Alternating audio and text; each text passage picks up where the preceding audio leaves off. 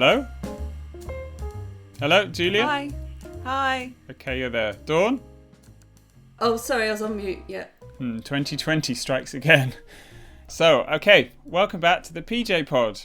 We're going to be answering readers' questions about COVID-19 vaccines today, right? Yeah, I think we've got a good few questions that have come through.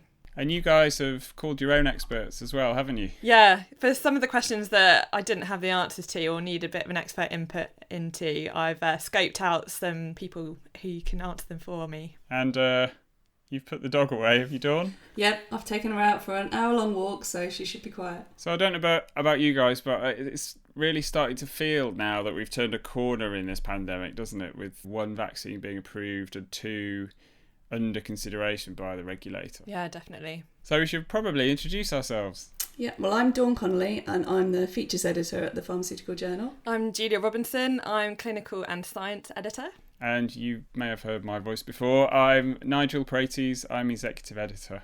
So, Julia, it's been an exciting few weeks. Yeah, really exciting. It's kind of crazy to think that this time last year we knew nothing about this COVID-19 virus, and now there's just so much information and so many new pieces coming out every single day. It's been really tough trying to keep on top of it all. But I guess it's quite hard to get reliable information, isn't it? Yeah, it's odd because a lot of the results have actually been announced via press releases from the pharmaceutical companies, and they haven't actually been peer reviewed, and that's normally a big no-no for us. We'd always want stuff that's published, is peer reviewed, but obviously, because things are happening so quickly, we feel it's really important that we report on all of the developments.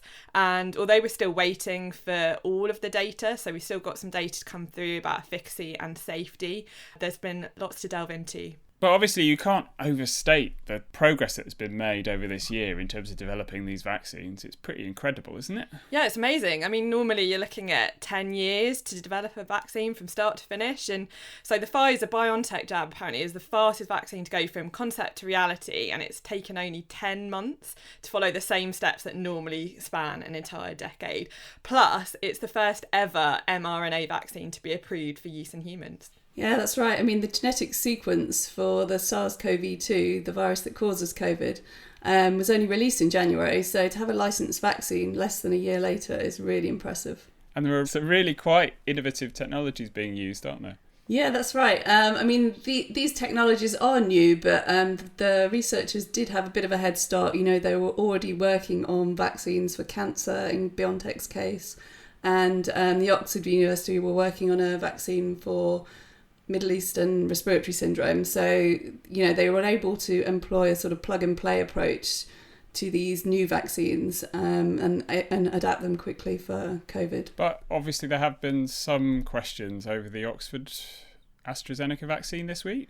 Yeah, that's right. I attended the press conference for the Oxford AstraZeneca vaccine, and there was a lot of excitement there at the 90% efficacy figure for the half-dose, full-dose regimen. And this compared with only 60% for the full dose regimen. But what didn't come out of the press conference was that the low dose was actually a mistake as a result of a change in the manufacturing process. And so there was a bit of a backlash against that. Some commentators criticised the fact that the study didn't set out to test that particular low dose. And there were also reports that there were no over 55-year-olds in the low dose arm of the study. So that could have affected the efficacy data as well. But really, we just need to wait for the full data to be published before we can make any judgments. Yeah, and of course they were reporting that it was 70%. How did they get to that number? That's a combination of the 60% figure for the full dose and 90% figure for the half dose regimen. Yeah, that's a bit naughty, isn't it? Yeah, it's a bit odd. I actually thought the same when I was reading the news story about it. It did kind of strike me that it was strange that they were pulling data from two quite different trials. So I think it's important that they've highlighted this because, I mean, the public are never going to take a vaccine if there's doubt over it. So definitely need to be as transparent as possible about all of this process to get to a vaccine. Yeah, and even 60% is good for a vaccine, isn't it? Yeah, definitely. The FDA, for example, the Food and Drug Administration in the US, they're only they'll approve a vaccine that's 50% effective or more. So, 90% is amazing, really. Right. So, shall we start with some of our questions from readers? Definitely. Let's get into it. Hi there, PJ Pod. My name's Kevin Cahill, and I'm an emergency medicines pharmacist working in Acute Hospital Trust. My virology may be a little bit rustier than I like to admit, especially when it comes to the mode of action of most common vaccines found on the UK market. Would it be possible to explain the mode of action of these new COVID-19 vaccines, please? I think we've all had that this year, haven't we, in terms of brushing up on our immunology. Yeah, I'm glad someone's asked this. It's a good question, great way to kick us off. Okay, so far the UK government has secured doses of 4 different COVID vaccines from 7 different manufacturers. So these include 2 viral vector vaccines, 2 messenger or mRNA vaccines, 1 inactivated whole virus vaccine, and 2 protein adjuvant vaccines. So most of the vaccine candidates focus on immunisation with the virus's spike or S protein. So that's the familiar spike that studs the surface of the coronavirus, giving it that crown-like appearance. And these proteins play a really important role in the virus's ability to bind to and infect healthy cells. So the Pfizer, BioNTech and Moderna COVID vaccines are mRNA vaccines. And this means they contain the genetic sequence for this all-important spike protein. So when injected, the mRNA gives instructions to our cells so that they can effectively produce this spike protein for themselves. They then display the spike on the surface of the cell, and this stimulates the immune system to start producing antibodies and T cells, as it would with a natural infection. And the point of all of this is to train the immune system so that next time it encounters the virus, it can act much more quickly to get rid of it. And also the thing about the mRNA vaccine is that the mRNA aspect will naturally degrade after a few days. So that's the mRNA vaccines. What about the ones that have been produced by Oxford? Yeah, so the Oxford AstraZeneca COVID vaccine is a bit different. So it's a viral vector vaccine, and it uses a weakened common cold virus called adenovirus, and it's from a chimpanzee. Wait, this is from a chimpanzee? No. So it's a virus that would infect a chimpanzee rather than a particular virus that infects humans. And they use that virus as a vehicle to transport the genetic instructions for the spike protein directly into the host cells. The cell then produces the protein, stimulates the immune response, as I was talking about before. So I wanted to find out a little bit more about why these 2 vaccines seem to work so well. So I went to Charles Bangham, and he's the chair in immunology and co-director of the Institute of Infection at Imperial College London. When you administer the RNA or the viral vector, they will produce newly synthesized protein inside the cells, and that elicits a better immune response than a dead recombinant protein, because it more closely mimics the way in which the virus itself will infect a cell and elicit immune response. So in general, the mRNA vaccines and the viral vectors will be better at eliciting not only antibodies, but T lymphocytes. And for an efficient immune response, we need both. We need both antibodies and T cells, and indeed, of course, the B cells that produce the antibodies. So they've been shown to elicit good antibody and immune T cell responses, both the mRNA vaccines and the adenoviral vaccines too. So when he was talking about the dead recombinant protein, is that a different type of vaccine? Yeah, I think he was comparing it to some of the other types of sort of vaccine technology that could potentially be used, and using it as a way to explain why we've had such good results from RNA and viral vector vaccines. Hasn't there been some bluster on the internet about these mRNA vaccines interfering with our own genetic material? Yeah, this has been one of the sort of many myths, I think, that's been circulating about it. But I wanted to find out for sure. So I asked Charles whether he thought it's something we should be worried about. In short, no, the risk that it somehow interferes with our own genetic material is just not there. That's a misconception. It will not happen. So that's not a problem. The more general question is an understandable one, and of course we don't know what the long-term effects might be. But it's important to realise that most of the adverse reactions to a vaccine are evident either immediately or in the first few hours or days following vaccination. And if they haven't been evident yet, it's unlikely that at least they will be in a very high frequency.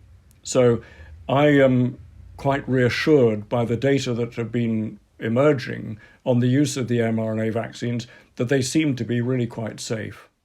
I guess it's only going to be a year or two down the line when we have that long-term safety data. Yeah, and I think it's probably important to say as well that the medicines regulator, the MHRA, are going to be keeping track of people after they receive the vaccine and kind of sort of monitoring safety on a long-term basis. It's also worth mentioning here that we do have an infographic on the PJ website that provides a nice overview of all of the vaccine types being looked at, and we'll include a link in the show notes so you can take a look. And actually, have we said about quite how they managed to develop a vaccine in such a short period of time? As I mentioned earlier on, the researchers did have a head start because they were adapting some already existing technology. But there's also the fact that there's been huge investment from governments around the world. So, ordinarily researchers would spend years applying for grants and trying to get funding for their research. But the huge investment has meant that hundreds and thousands of scientists have been able to work on these vaccines. And the other thing is there's been a high number of cases of COVID, which obviously isn't a good thing, but it has allowed very rapid recruitment into the trials. I think another thing to mention as well is that whereas a lot of the stages of vaccine development would be done one after the other, in the development of the COVID vaccines, there's been quite a lot of overlap between different stages of development.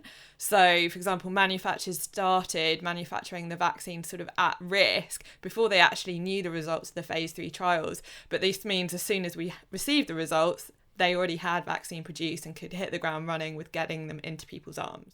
Okay, thank you, Julia. That was a really good intro to kick us off. So we have another question from Jaspreet Sohal over Twitter. And she asked, why do we need so many different vaccines? Yeah, this is an interesting one.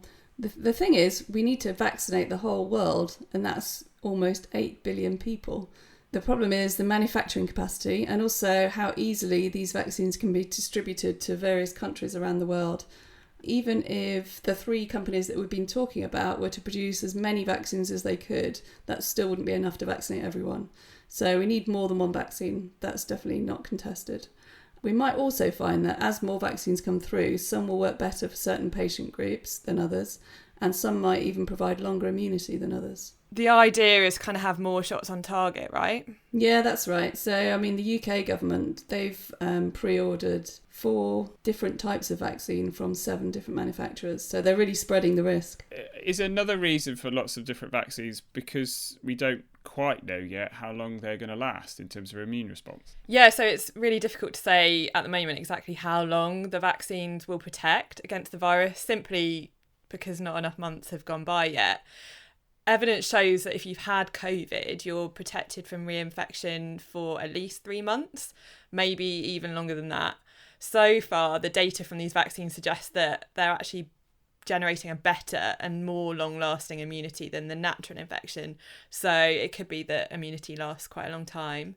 To get into the science again, as Charles mentioned, we're looking for a vaccine that stimulates our T helper cells so that we can develop what's called a good immunological memory, which basically means that next time our immune system encounters COVID, it already knows how to tackle it.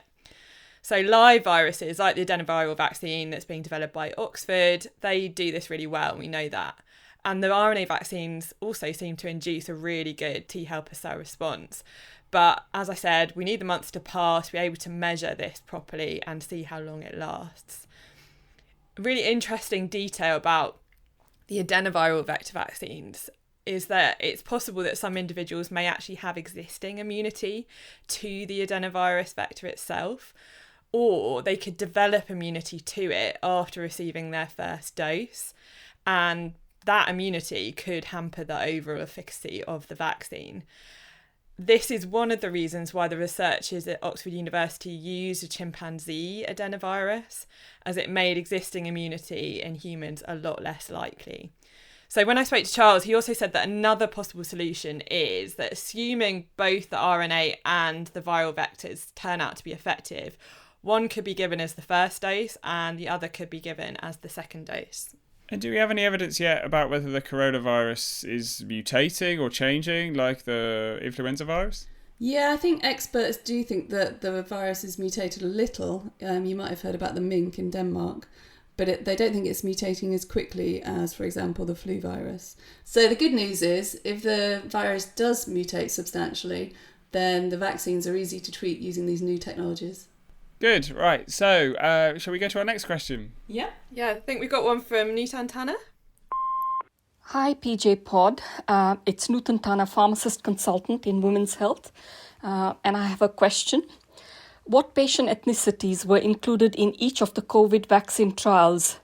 So when you look at the data, the ethnicity could be actually stratification by ethnicity or race. But really, to mine the data to try and evaluate to see if there's a particular vaccine that may be more suitable, for example, the BAME groups. Thank you. Yeah, so this is a really important question because research has shown that people of black ethnicity are twice as likely to be infected with COVID compared to those of white ethnicity. And people of Asian ethnicity are about 1.5 times more likely to become infected. So I was having a little bit of a look through the participant diversity figures that Pfizer have published. And it says that in its phase 2-3 clinical study, 5% of participants were Asian, 10% were black, 26% were Hispanic, and 1% were Native American. In terms of the observed efficacy of their vaccine, they said it was consistent across race and ethnicity demographics. And this was also the case for the Moderna vaccine. So in their study, they had 196 cases of COVID, and of these, 42 were participants who identified as being from diverse communities. However, for the Oxford AstraZeneca vaccine, their researchers said that participants were from diverse racial and geographical groups, but there wasn't any more detailed information than that. And I was reading an article about this, and this is something about the trial, another thing about the trial, which has been questioned. That's quite important, isn't it? So we're waiting for the full data on this again. Yeah, exactly. I think it's also important to mention that back in October, researchers sent out a call for more volunteers from Black, Asian and minority ethnic backgrounds to participate in the COVID clinical studies, with the aim of ensuring that any of the vaccines developed would work for as many people as possible. And apparently at that point they had about 270,000 volunteers, but only 11,000 were from Asian and British Asian backgrounds, and a really small 1,200 were Black, African, Caribbean or Black British. All right, thanks team. So we've had a few questions actually about the efficacy and safety of the COVID vaccine in various different patient groups. Here's a question from Reena Patel. Hi PJ Pod. I'm a community pharmacist based in London. I would like to know what information is available for the new COVID-19 vaccination and lactation, and also in pregnancy, please. Thank you. Yeah, I think that's a really good question from Reena, because a lot of people be asking pharmacists about that. Okay, so all the trials that we've been talking about, women that were breastfeeding or pregnant were excluded from. So there's actually no data for the vaccines in this group of patients. Now, Public Health England say that although there isn't a known risk for giving these vaccines in pregnant or breastfeeding women, there isn't enough evidence of their use. So they recommend that pregnant women should wait until they've had their baby before they receive the vaccination. Really? So you'd have to wait? I didn't know that. Gosh. Yeah, and presumably until after you've finished breastfeeding as well. It's likely that companies will research this in due course, but first of all, they'll need to do some reproductive toxicity studies in animals, and I don't think that has been done yet either. And what about the evidence in children? Yeah, I mean, children, compared with adults, children are at much lower risk of contracting COVID, and if they do contract COVID, then it's usually a mild disease for them. So the vaccine isn't going to be recommended routinely for children, although Public Health England have said that, as they collect more data, once the vaccine programme is rolled out, then they'll think about whether it might be appropriate for some children with specific conditions to receive the vaccine. In terms of the trial data, as far as I know, it's only the Oxford AstraZeneca trial that has included some children. The other two were just for adults over the age of 18. Okay, let's have another question. This question came from Catherine Burnett, who's a pharmacist in the West Midlands. Hi PJ Pod. My name is Catherine Burnett and I'm a hospital pharmacist, and I have 2 questions. My first is, if you have already had COVID, should you still receive the vaccine? And secondly, if you receive the vaccine but then later on catch COVID, is there a risk that you will be more unwell than if you had not had the vaccine? Good question. Well, the answer is yes, you should still receive the vaccine if you've already had COVID. They've looked at this in clinical trials, and there's no safety concerns associated with receiving the vaccine if you've already had COVID. And also you might get a better immune response from the vaccine than you would produce naturally from having the virus. What if you currently have symptoms, or perhaps are asymptomatic but have a positive COVID test? Yeah, well, Public Health England have said that if you do have symptoms, you should really wait until you've recovered before you have the vaccine. And that's really because they just want to monitor the side effects, the potential side effects from the vaccine. So they don't want to confuse this with any deterioration in your disease. And what about the second bit of Catherine's question? If you get the vaccine and then catch, or are unfortunate enough to catch COVID, is there a risk that you will become more unwell? Actually, what they found in the clinical trials was that if you did receive the vaccine, then you're very unlikely to develop severe disease. So I think only one person that received the vaccine went on to get a severe case of COVID, and that's amongst tens of thousands of people who received it. Yeah, and I think we had another question through our website, didn't we, about another specific patient group, specifically immunocompromised patients?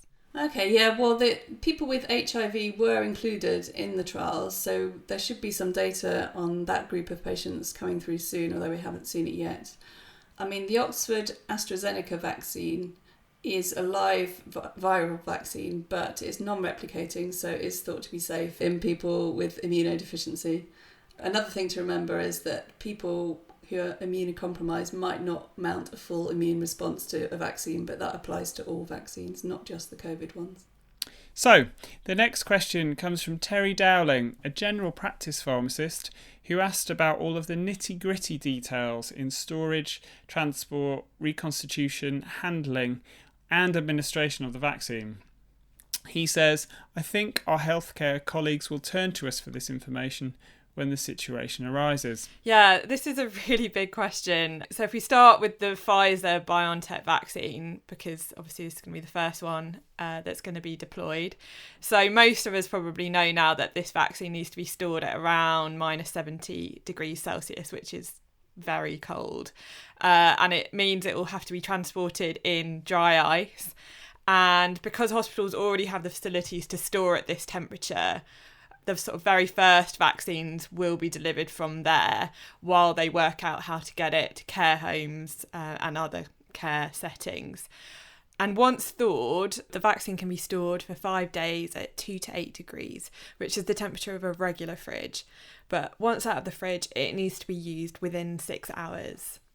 And another thing about the Pfizer vaccine is it has to be diluted with saline before it's administered. Each of the vials of the vaccine has 5 doses in it, and the vaccine, of course, should be administered in 2 doses, and that's a minimum of 21 days apart. So that actually doesn't sound as bad as you might think then. So it doesn't have to be kept frozen all the time. You can keep it in the fridge and outside of the fridge whilst you're delivering it. Exactly. So it's probably not as bad as we thought it was going to be maybe a few months ago. But there does obviously have to be a plan in place, because I think you can only move it the vaccine a couple of times as well. So there definitely needs to be a careful sort of plan for that journey. And it comes in massive packs, doesn't it? So yeah. Once you've defrosted one, you've got to get through that pack. How many are in a pack? I think it's about 1,000 in a pack. Yeah, and if you've got 5 days to get through that, you need to get vaccinating. So what about the vaccine from Oxford? Yeah, so this is maybe a little bit simpler because it can be kept at 2 to 8 degrees all the time.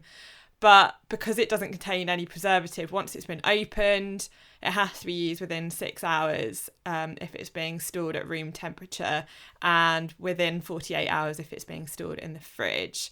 So each vial contains about, I think it's 8 to 10 doses of the vaccine, and should be also administered in 2 doses, but in this case, it's a minimum of 28 days apart.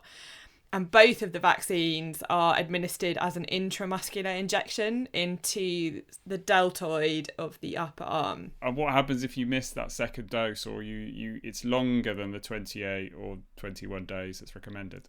Yeah, so I've read that if an interval longer than the recommended number of days is left between doses, so 21 days for the Pfizer vaccine and 28 for the Oxford vaccine, then the second dose should still be given, and the course doesn't have to be restarted. And there's no evidence yet, but studies are underway to look at whether the vaccines are interchangeable. So whether you can have one vaccine and then the other. So until we have that data, it's advised that every effort should be made to find out what vaccine the person received to start with and complete their course with the same one.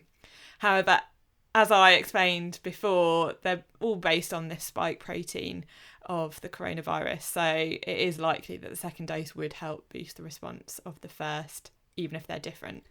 Okay, next we have a question from Samir Goswami, who asks about the practicalities of delivering this vaccination programme within community pharmacies. Hello, PJ Podcast. My name's Samir Goswami. I'm a pharmacist in Nottingham. I work in quite a busy community pharmacy in North Nottingham. We've been delivering flu vaccinations there for a number of years. Having read today through the kind of physical service specifications that pharmacists have to have in order to deliver the COVID vaccination, it doesn't appear to me that most pharmacists will fulfil the criteria required in terms of the space needed, the kind of physical capacity of the refrigeration needed, the ability to deliver a service over the business hours of the pharmacy and more, I think, according to the specification. And so I'd like to know what your kind of thoughts are on that. Yeah, I mean, Samir's right. There's some very strict requirements for these vaccination centres, and I think only a few community pharmacists are likely to be able to act as a vaccination centre at least in the first phase of the vaccination campaign, simply because they're not going to have enough storage or the appropriate storage, and they're not going to have enough staffing to be able to administer these vaccines, which the government is expecting vaccination centres to run for 12 hours a day, 7 days a week, and to vaccinate a minimum of 1,000 people each week. That's a lot of people, isn't it? But what about over time in terms of when the Oxford vaccine comes on? Yeah, I mean, I think once the Oxford vaccine comes along, which, as Julia said, can be stored in a normal refrigerator, then that might be where pharmacists can start playing more of a role. And we had a related question on that from Christina Greer, who's a clinical pharmacist in Manchester, and she was asking, when can we receive the vaccine, which I'm presuming was meaning pharmacists there, and she was saying that she worked in integrated care settings. Yeah, that's a really good question from Christina. You know, pharmacists are working on the front line, so they are going to be among the first groups of people to be offered the vaccine. Just this week, the JCVI, which is the committee that advises the government on vaccines, published the priority list, and top of that list is care home residents and workers, and after that it will be people over the age of 80 as well as health and social care workers, which should include pharmacists. That's not quite how it's being rolled out, at least initially, though, is it? Yes, that's right, Nigel. There seems to be some problem getting the right number of doses to care homes in England, whereas in Scotland they're just going to split the packs and vaccinate the residents early on.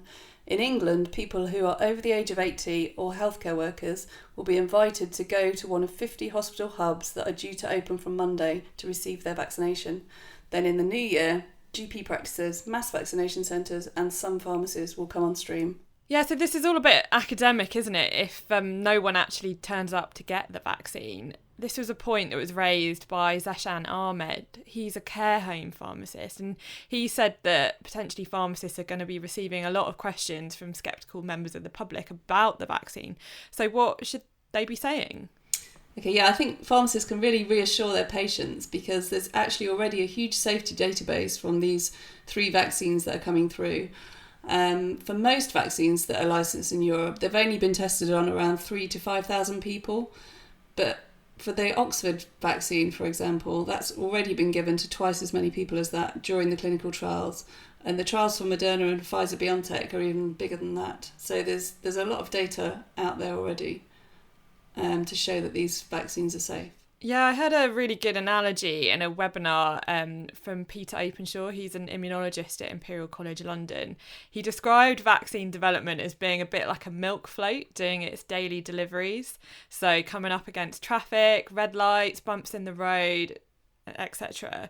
He said in the case of the COVID vaccine, it's simply that all the traffic lights are green. There's no traffic on the roads. We're still making the same journey. We're still completing the usual safety checks. But it's just that everyone is doing everything they can to smooth the way as much as possible to make that journey as quick as possible. Yeah, I think, but also it's an emotional argument, isn't it, when people don't want to have a vaccine? What I would really love to see, like celebrities coming out and people having it, showing that there's nothing to fear, and that actually it's a really good way to protect yourself and your family. That's kind of a message, isn't it, that should go out. And actually, at least 60% of the population needs to be immune to COVID in order to achieve herd immunity. So that's either people who have had the virus and developed natural immunity or have received this vaccination. So this could take a long time, but we need people coming forward to have the vaccine in order to achieve it. Okay, so where could we be in a year's time? Will these vaccines help us get back to some kind of normal? So this is the question on everyone's lips. And it wasn't one I could answer myself. So I went to Stephen Evans. He's a professor of pharmacoepidemiology at the London School of Hygiene and Tropical Medicine. And this is what he said. So in a year's time, it will depend on how much virus is about, together with the R number at that point, as to whether that pool of virus is increasing or decreasing.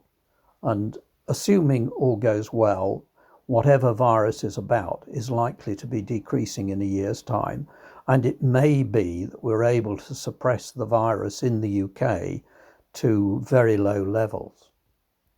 The big issue then will be whether we have succeeded in suppressing the virus globally. It's no good having really good vaccination rates here, and if immunity doesn't last indefinitely, and the rest of the world, low and middle income countries, are deprived of the vaccine, then we will suffer as well. We're in this in a global situation. Stephen also said that in the short to medium term, even once people start to be vaccinated, we will still need to be doing all of the things that we've been doing for the past year. So that's hand washing, that's wearing our masks, that's carrying out social distancing, and all those other measures in order to continue to limit the spread of the virus. That can't just stop now that we have a vaccine. So we won't be going back into the podcast studio anytime soon? Sadly not. Zoom it is for the foreseeable future. On the plus side, Dawn, we've all really enjoyed seeing your dog prancing around in the background.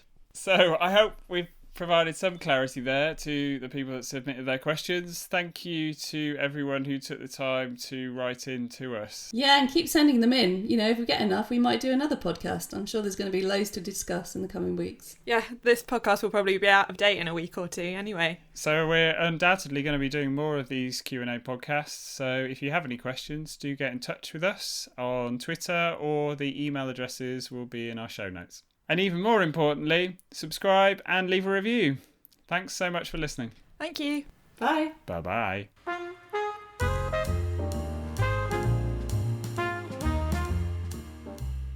This podcast was presented by Dawn Connelly, Julia Robinson, and myself, Nigel Praities. It was produced by Geoff Marsh. You've been listening to PJ Pod, brought to you by the Pharmaceutical Journal, the official journal of the Royal Pharmaceutical Society. You can join the RPS for the equivalent of 60p a day. Just search RPS membership to find out more. Bye.